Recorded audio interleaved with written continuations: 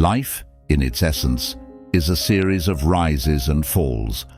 We climb to great heights, only to find ourselves plummeting back to earth, sometimes with a force that shatters our very foundations. It's in these moments of profound defeat, when we're lying broken and battered on the ground, that we face the ultimate test of our character. Do we stay down, wallowing in self-pity and resignation? Or do we summon the strength to rise once more, to make a comeback so monumental that it redefines not just our own lives, but the very concept of resilience itself? This isn't about minor setbacks or temporary obstacles.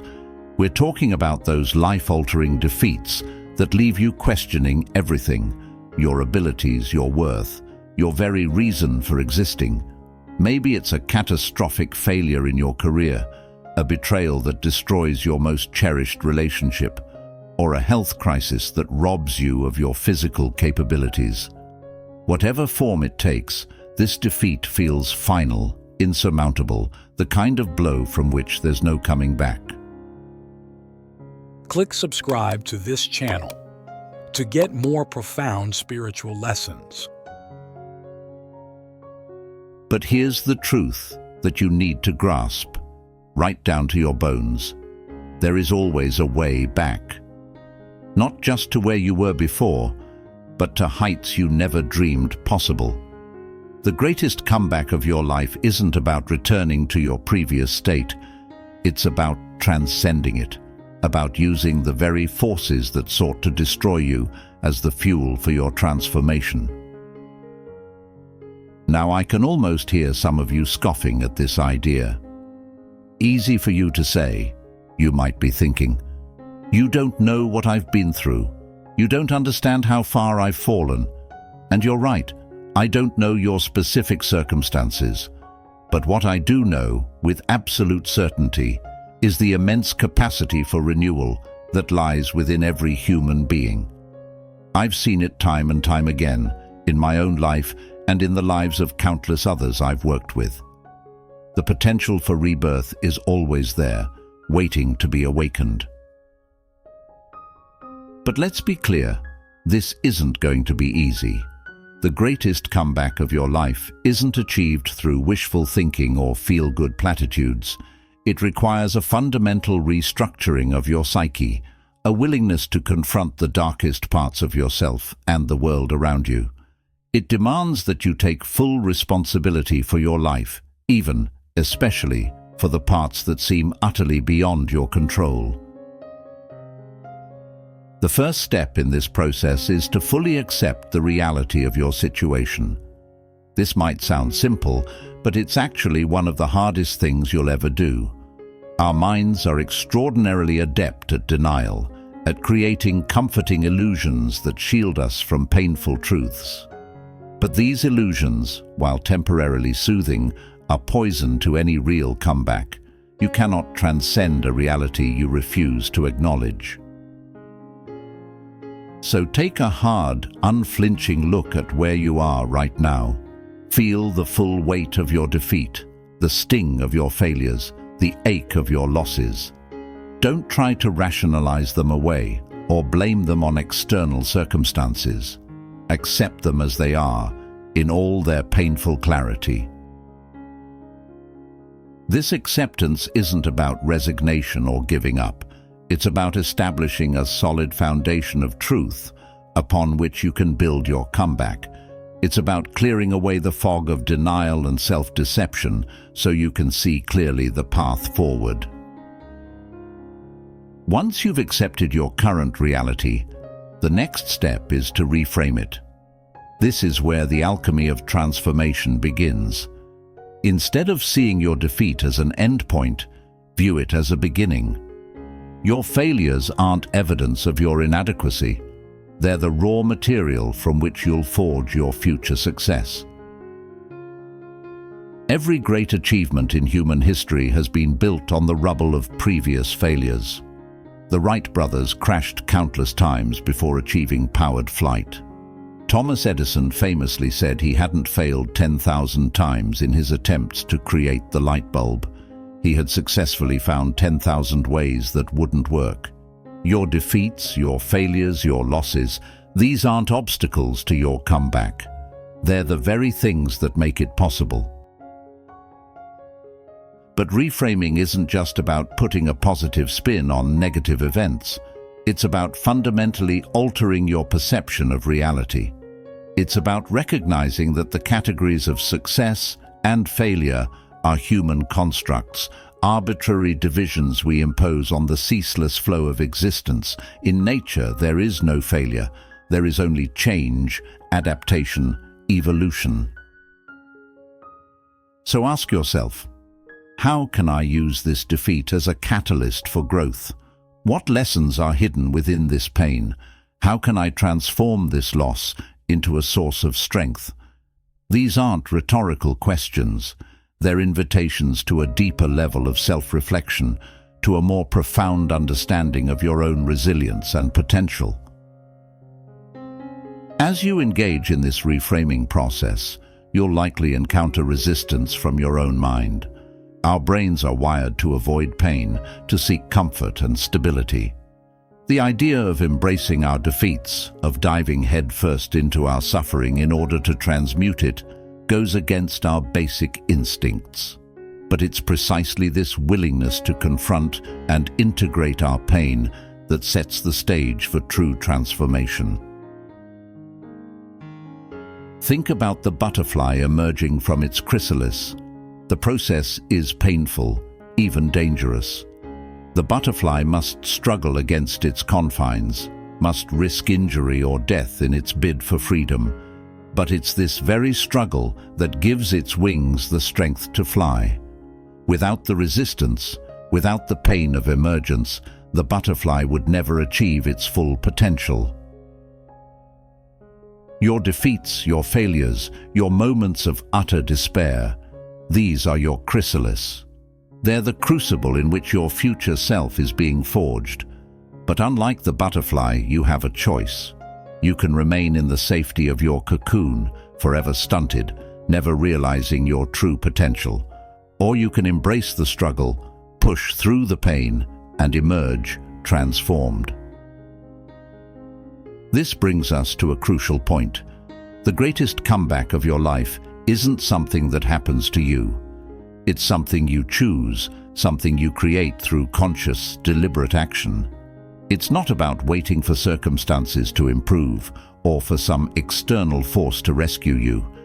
It's about taking full responsibility for your life and your future. This idea of radical responsibility is perhaps the most challenging aspect of making a true comeback. It's so tempting to blame our circumstances, to point to external factors as the source of our troubles. And in many cases, external factors do play a significant role. But here's the hard truth. Even if you're not responsible for your current situation, you are responsible for your response to it.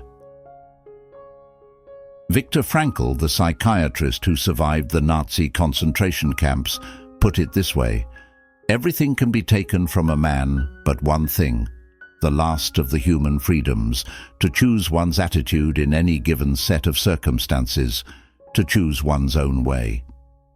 This is the essence of radical responsibility.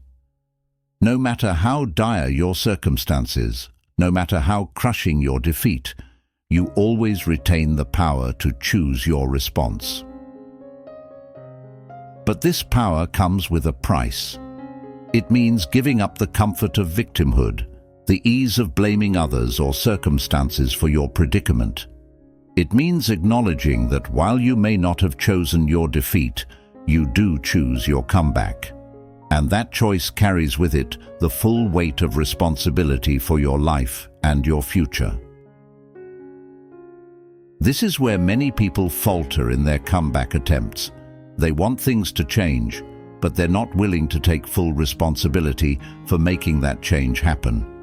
They wait for the right opportunity, the perfect moment, some external sign that it's time to begin. But the truth is, the perfect moment never arrives.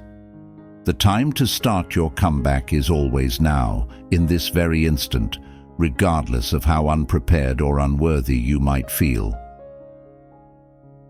As you embrace this radical responsibility, you'll find that it's both terrifying and liberating. Terrifying because there's no one else to blame if things go wrong, no external factor to point to as the source of your troubles.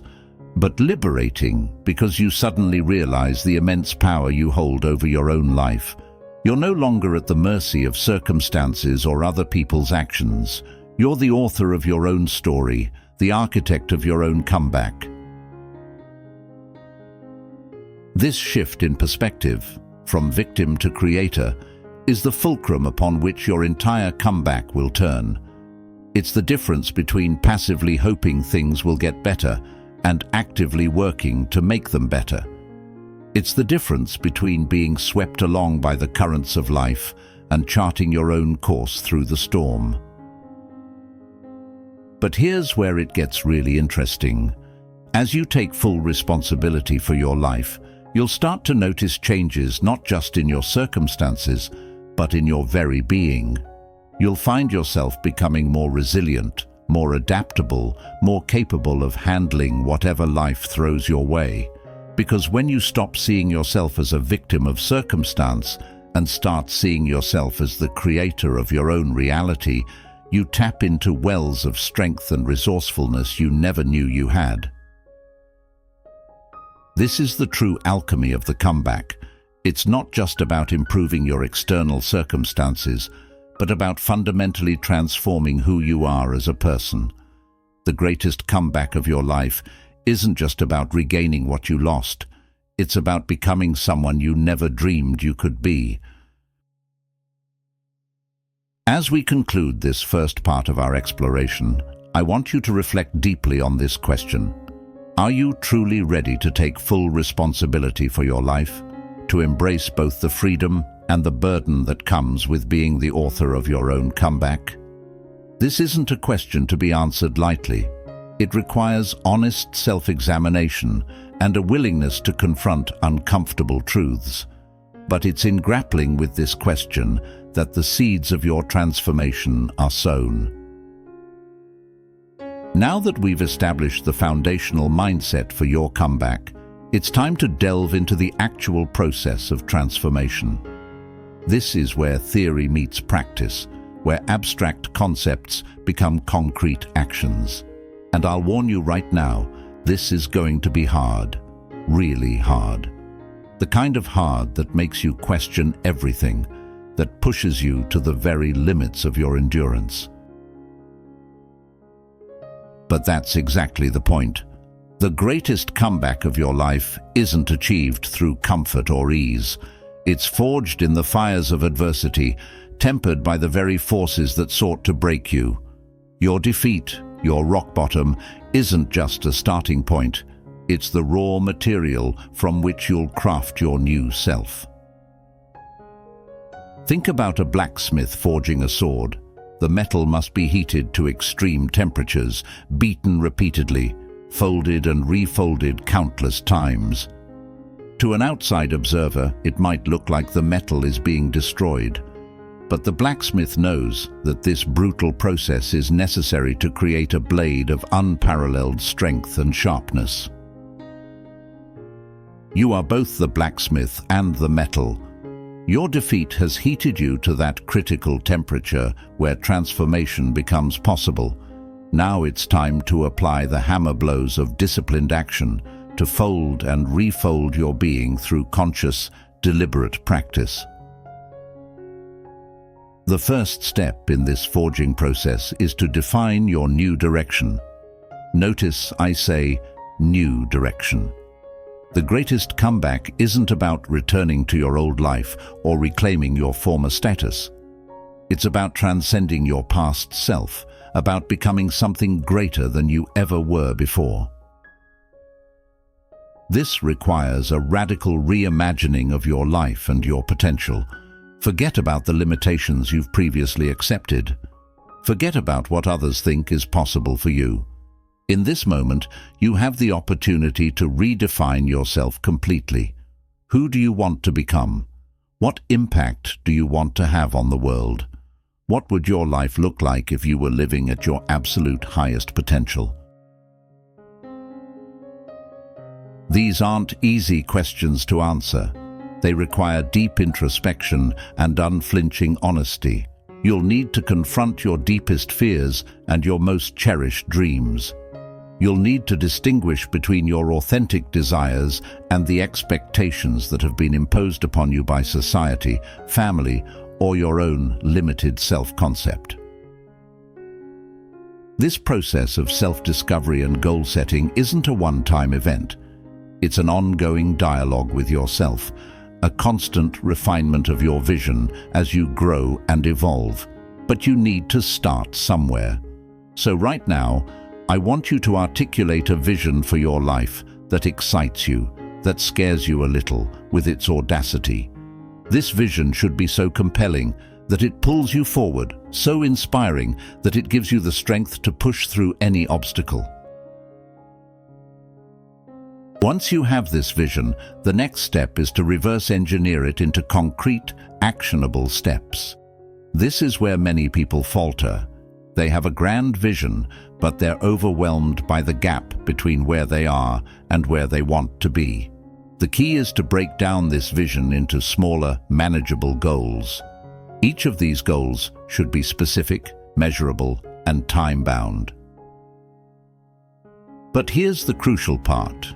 You need to focus on the process, not just the outcome.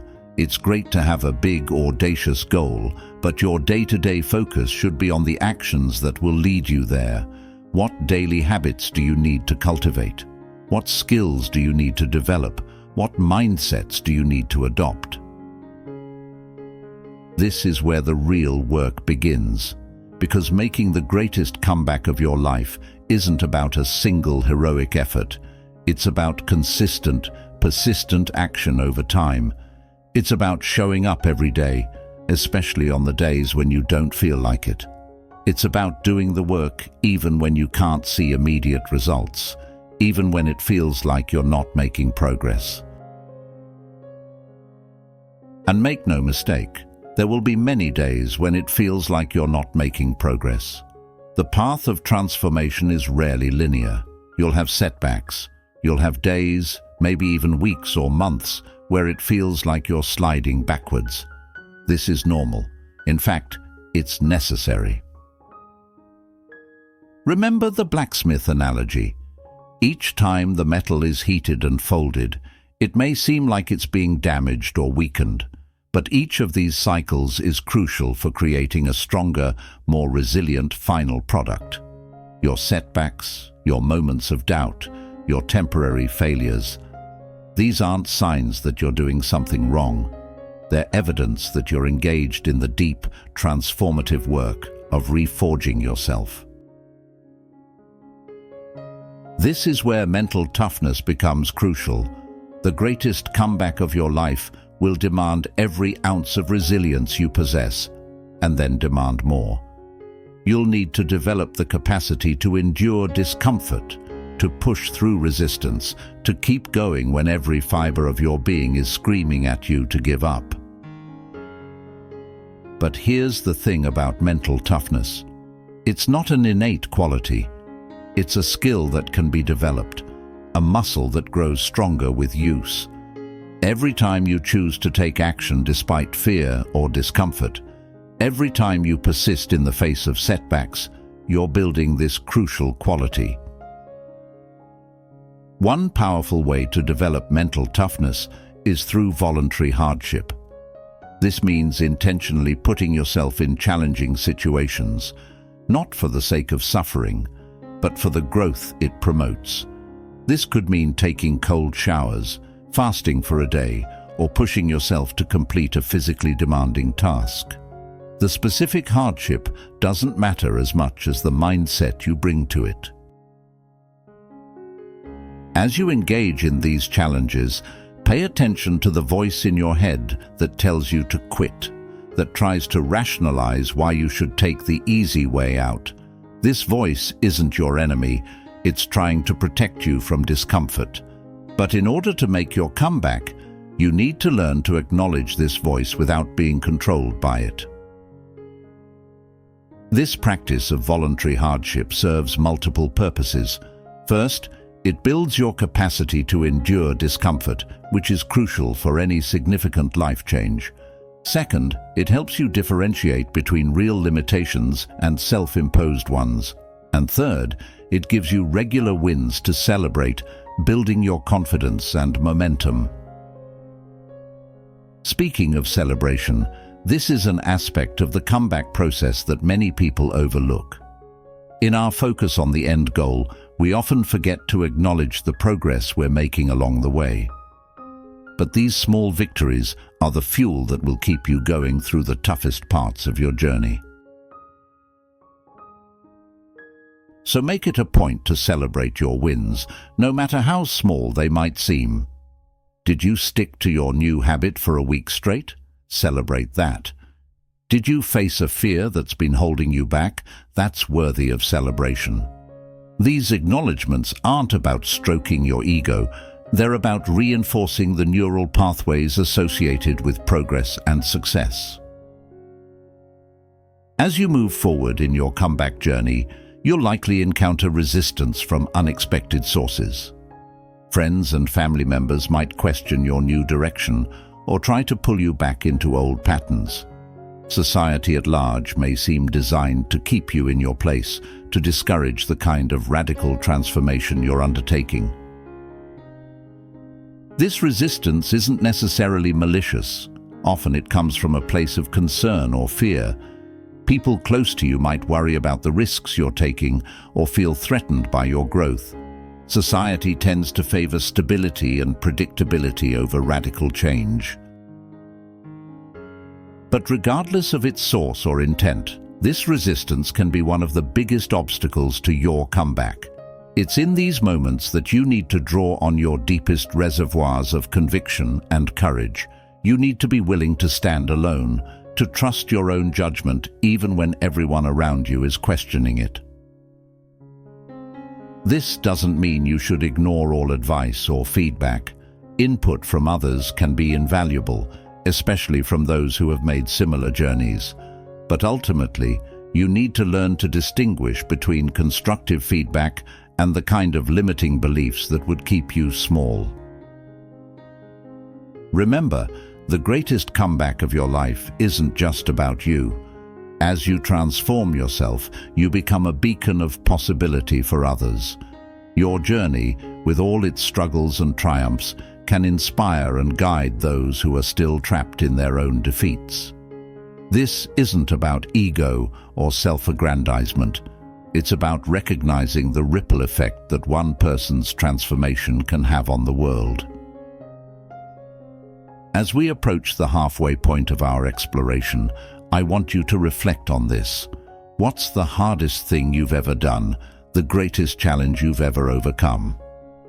Now imagine bringing that same level of determination and resilience to every aspect of your comeback journey. Imagine approaching each day, each task, each obstacle with the unwavering commitment of someone engaged in the fight of their life.